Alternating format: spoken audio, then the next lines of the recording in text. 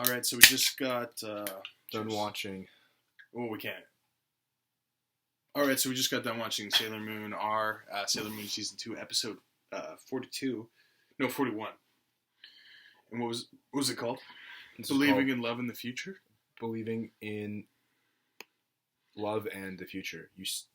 Usagi's decision. So no, do you recall what Usagi's decision was? We were pretty chatty during this episode. Yeah, so we took a cheers.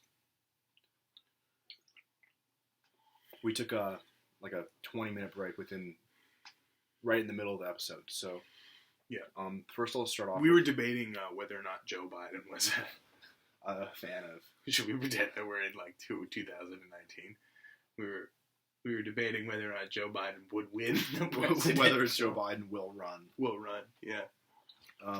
So once again, this episode started with the same sort of thing like last time, where all of a sudden, so the last episode ended with all the sailors in that fight where Sapphire died. Sapphire got blasted. He got obliterated, and that's how the last episode ended. In this one, the first scene is Usagi in her schoolgirl costume. Sorry, schoolgirl like normal clothes, just running around, and she bumps into her school friend. So we have no idea how they went from the fight scene to just back in normal people stuff. But once again, it feels like we're missing about 5 minutes of exposition. Yeah, it does, especially when they have all the time spent on the recap thing at the beginning. Also, especially considering how much filler stuff wasted time. You see my glasses kicking around here? You haven't had them on yet. No, I know, but they'd be in and around my bed, probably. Let's figure this out later. We'll put them on for the final. For the final episode, yeah. Anyway, that happens. She bumps into her friend, and then they're like, "Okay, we got to go into the Neo Tokyo thing." The crystal has descended from Neo Tokyo from the future to real Tokyo, present time somehow. Yeah. And then that wasn't explained unless we've missed something, unless we forgot. It wasn't explained. Isn't that what started this arc? Or maybe they were always in there. Maybe that was 5 episodes ago and we just forgot about it. Yeah, I think that might be the case. Anyway, they're all going to go in and fight. What's his name? Diamande. They're all going to go in there and fight him. Usagi goes in first, and once again he's trying to trick her.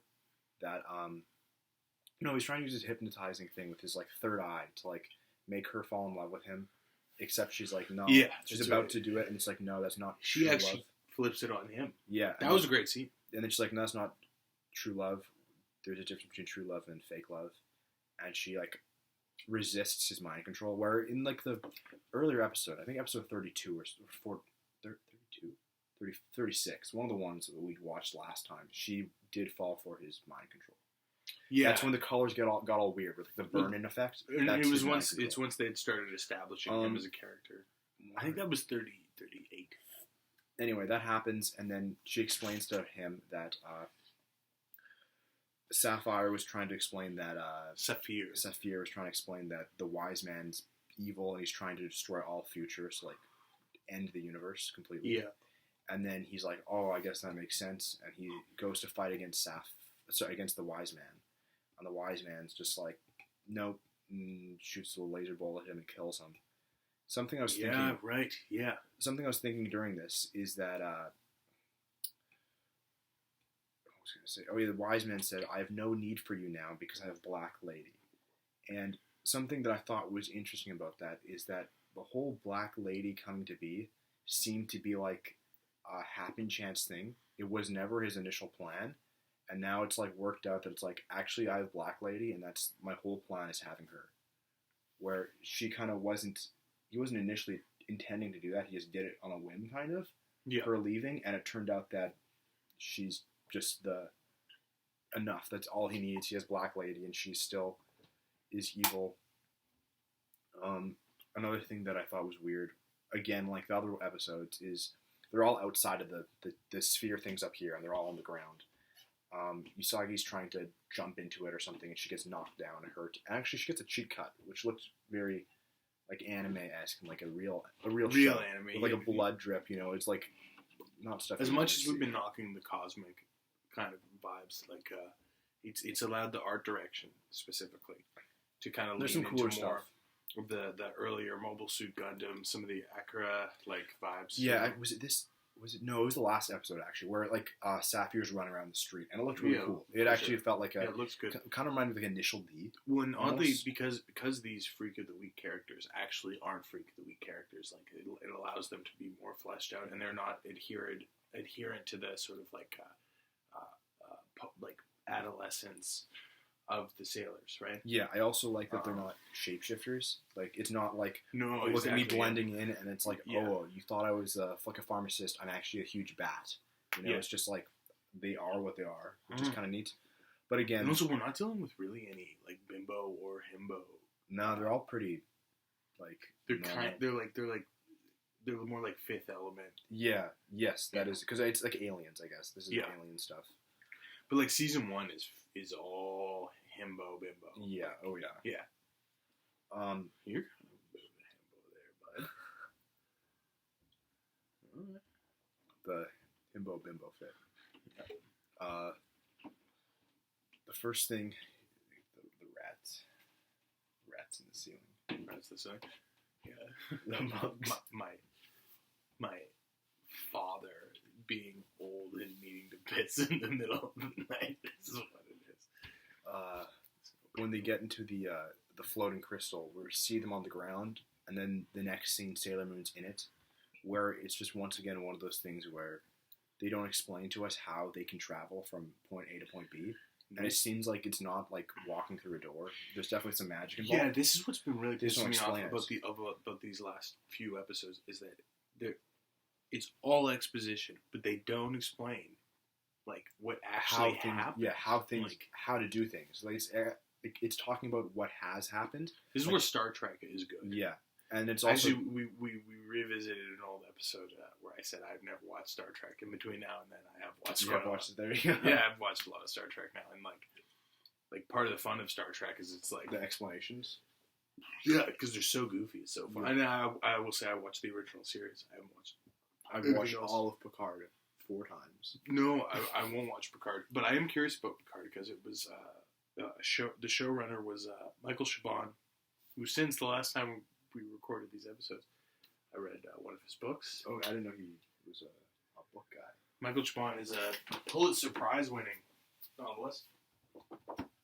One of my favorite books of all time, right here. JP is now well read. Yeah, I'm also now well read. I've read probably 100 books. This Michael Chabon, The Adventures of Cavalier and Clay.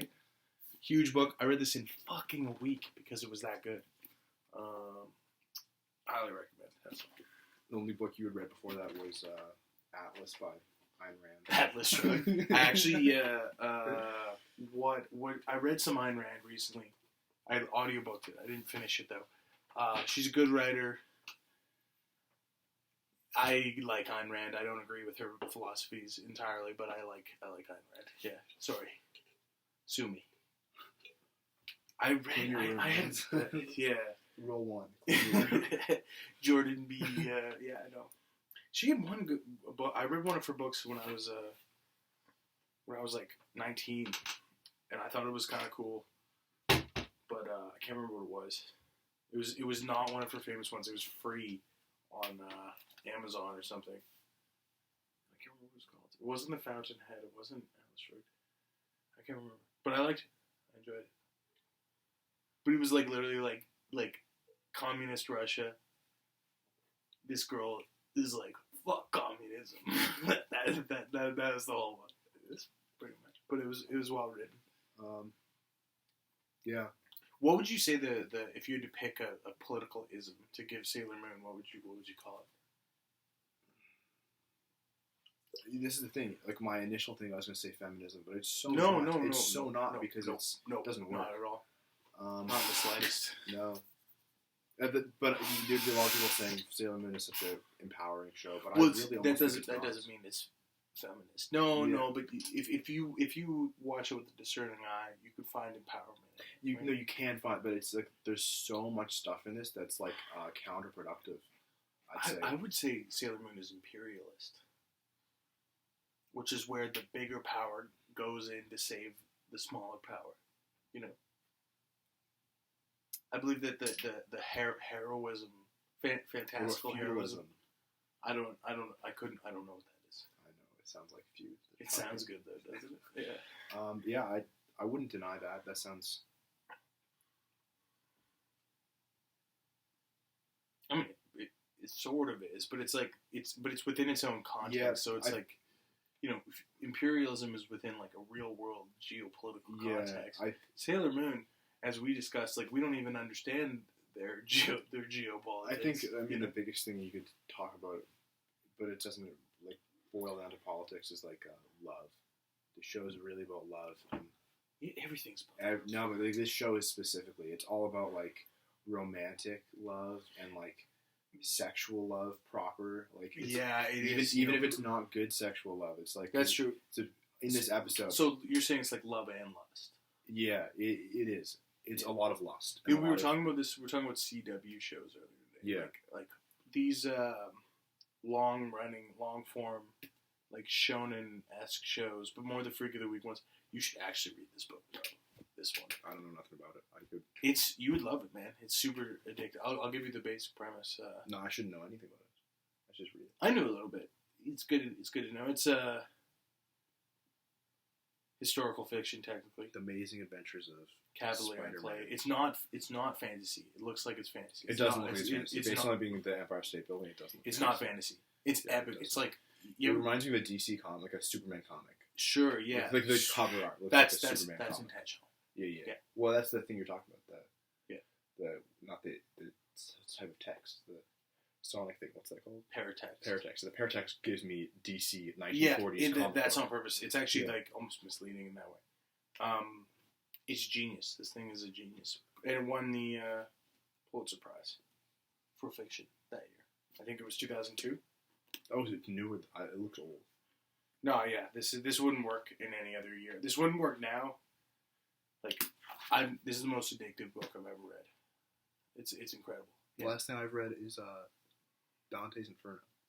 Yeah, that's genuine Kino. That's good. It's cool. Like, I have not read it. You should read that. It is very, very cool, and also it is one of those things that in all the dumb shit that you love, it's like it's everywhere. It is in literally everything you ever liked. I mean, I read the Bible. I read the Bible recently. One book, the only book. Yeah, the good book. I'd say that's bullshit, though. The Bible. I read the Bible, and I've also recently read a bit of Greek mythology. And it's like I've been Greek mythology. When I'm bored at work, I've been putting on a Greek mythology podcast. What podcast? Mythologies. Like it's literally just called mythologies. Okay. It's like just random stories being like 45 minutes. Let's talk about like Perseus or talk about do Icarus. they give like the sources they get it from? No, it's just like, okay. It's not the very. I'm concerned with that with because it's like, you know, a lot of it comes from Homer, but then there's that's the thing. This is more so as like there's like Hesiod, like works days. It's not about like having one specific. It's like just general this for is me to as understood. Well, me to get, and it's also talking about like there's this thing is disputed because X says this. It does talk about that. Yeah, where it's great. It will say like for example in this case, the meme of Zeus, like from my own like very minimal research, like Zeus and Hercules are both like totally misrepresented. Oh, well, I mean, like, in what way are you thinking? Well, because we know him through Disney. Okay, well, yeah, Zeus is horrible. And, like, every child born of Zeus is not born of, like, a loving family. Dude, he's a serial rapist. He's horrible. Yeah. Everything. And then Hercules has, like, hundreds of children. But yeah, you're talking about things borrowing from stuff. Yeah. You know what? Sailor Moon, I have not noticed borrow, on retrospect, from much, except, like, names. But this is the thing. Some of the Freaks of the Weeks in season 1 borrowed some stuff from Greek mythology. I think that, well, this is the thing, which is our lapse of knowledge, though. Roman mythology. I feel like Sailor Moon would be borrowing so much from Japanese folklore. But we just don't know that. Maybe. I think, like, but do you think Japanese folklore probably borrows from Greek mythology also? I don't think so. I think Japanese folklore borrow from Chinese folklore, maybe? Possibly. I don't know enough Chinese folklore. In one of my classes, I wrote a paper on Japanese. I was telling you about Japanese horror because you were talking about J-horror. Yeah. Yeah, you watched? Did you watch Dead Banging or? So, no, you watched Tokyo Gore Police. Yeah. Because I talked about that in my paper. Anyway, and you hadn't even watched it. I haven't watched. No, I watched clips. I saw the one with like the gun and the guys. Sure. Yeah. What were you saying about what was your thesis? It was very like an overview of J-horror. Okay. I wrote it. This is for a PAAS class. Yes, right?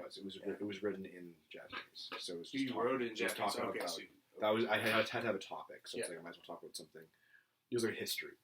Speaking of Japanese horror, is that now we can keep going. This is really, okay. The first like compilation book that was like widely read of Japanese horror was actually written by a white guy who had moved to Japan and was one of the first like foreigners to be fully accepted as like a Japanese citizen and had a Japanese name. And I think 1800s, like a long time ago. And there was something, which is what you're saying, there was some part of like Irish folklore-esque type stuff that was integrated into his book because he was the one person who happened to compile it based off of like Grimm's type stuff. Right, okay. Because of the way they did it, that actually, you've probably heard of it. Heard of the movie Qui-Gon? It's a 1960s Japanese horror like Criterion Classic thing. Okay. It's a compilation film of like 6 short stories, which is based off of his book from like 1800s, which was like the first like compiled text of like mini short stories. And that's like the precipice of J-horror or whatever. Well, it was just Japanese like horror. That's J-horror is like the 2000s. We're talking about. I also think J-horror gets like conflated into being its own genre, where I think it was a broader cultural movement. J-horror was different from horror because it was kind of the start of the Ghost. Ghost was the start of J-horror with like Ring. Grudge. Sure, yeah, but then before that you had Miike, like, who was I don't know. I think really like what I mean, at least maybe it's just my interest. Like, I just think the more interesting thing about J-horror was they invented torture porn. Yeah, so that would be I actually haven't. That'd be like Audition. I know what you're talking about. Yeah, and like Red something. I don't know. I'm talking about like Miike shit. I know Audition, and there's another one like maybe it's called Red Room or something. Well, there's Pink Film. You know about Pink? Okay, that's the thing. I was when I was writing my thing, I read that. That's like 70s. Well, 60s. But Pink Film also is very much sexual violence. Well, it's integrated into J-horror. Yeah. There's a book actually. I have a PDF. It's just like the full history of Pink Film. No, of just Japanese horror, but it has a whole chapter on Pink Film. Yeah. Whole chapter on like the start of like the first horror movies being like kaiju movies. Yeah, for sure. What happened with that was it's fucked how physically small of a country Japan was and how much influence they've had on film. Yeah, well, that's what they're talking about, and it's like it's wild. There was a thing where like the first auteur. I mean, you could say Orson Welles, but it was Kurosawa, really, or Chaplin, whatever. But the first auteur in the style of Leone and then later like Spielberg, Scorsese is Kurosawa. It's Kurosawa and Ozu, you know. It's Ozu. Like, come on. I don't know much of his stuff. You don't. Okay, like Tokyo Story is Ozu, but Ozu was making movies in the fucking 30s, man. Like silent films, and like there's no Wes Anderson without Ozu, you know. Yeah, I should read the book. I cited it a few times, but I didn't really read the whole book. Yeah, well, you could cite shit with that. Well, I know. I read the chapters. Like, imagine reading a whole book just to read a fucking essay for a fucking bullshit university class. Come on. Did you cite Sailor Moon in your paper? No, it's not horror. I almost was like, I could have. It's scary. 200 episodes is pretty scary. The last thing that I feel like is worth mentioning in this episode is the wise man, who I assume we see his face, it's a skull. I assume he's also the Death Phantom. I feel like the Death Phantom isn't even physically there, but he's just like can manifest a cloak around. Do we forget the Death Phantom being introduced, or was it really just the one-off dialogue from the one-off dialogue, the last one? Okay. And I think that the fact is, like, the wise man actually is just the cloak, and there is nothing underneath. It's just the Death Phantom from somewhere is, like, controlling the cloak. Yeah, he's this puppet. Anyway, Spiritual he is trying to convince Sailor Moon, like he tricked Chibiusa that no one loves her. He's trying to convince Sailor Moon that Chibiusa and Mamoru, aka Tuxedo Mask, have abandoned her. And then she has a flash, like a premonition of Black Lady and Mamoru kissing. Mm-hmm. Which is He's gross. And I read was cut out of the localized version, understandably. Totally And understandable. for anyone who is, obviously all our fans who are paying attention to the lore, Black Lady is the aged up version of Chibiusa, which is his daughter. So it's just like, yuck. That's the episode. Thank you for watching. Thanks Thank you for for watching. All right, thank you for watching.